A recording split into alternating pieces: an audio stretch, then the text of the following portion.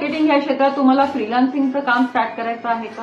जर तुमचं उत्तर हो असेल तर हा व्हिडिओ तुमच्यासाठी आहे. डिजिटल मार्केटिंग या क्षेत्रात वेगवेगळे क्षेत्र उपलब्ध आहेत फ्रीलान्सिंगसाठी. जर तुम्हाला कुठल्याही एका क्षेत्रातलं जर फ्रीलान्सिंग काम स्टार्ट करायचं असेल तर त्या क्षेत्रातलं पूर्ण नॉलेज, सखोल ज्ञान असणं गरजेचं आहे. त्यासाठी मार्केटमध्ये जे पण ऑनलाईन कोर्सेस अवेलेबल आहेत ते कम्प्लीट करणं गरजेचं आहे. दुसरी गोष्ट म्हणजे तुम्ही तुमचं पोर्टफोलिओ क्रिएट करणं गरजेचं आहे. युट्यूब चॅनल असू दे, लिंक्डइन आहे किंवा वेबसाईटच्या थ्रू सुद्धा तुम्ही तुमचा पोर्टफोलिओ क्रिएट करू शकता, जेणेकरून तुम्ही लोकांपर्यंत पोहोचू शकता. तिसरी गोष्ट म्हणजे मार्केटमध्ये अपवर्क, फिवर असे वेगळ्या वेबसाईट्स अवेलेबल आहेत ज्या आपल्याला फ्रीलान्सिंगचे छोटे छोटे प्रोजेक्ट मिळवून देण्याला मदत करतात. त्या वेबसाईटच्या माध्यमातून पण तुम्ही तुमच्या कामाची सुरुवात करू शकता. चौथी गोष्ट म्हणजे नेटवर्किंग आणि सोशल मीडिया.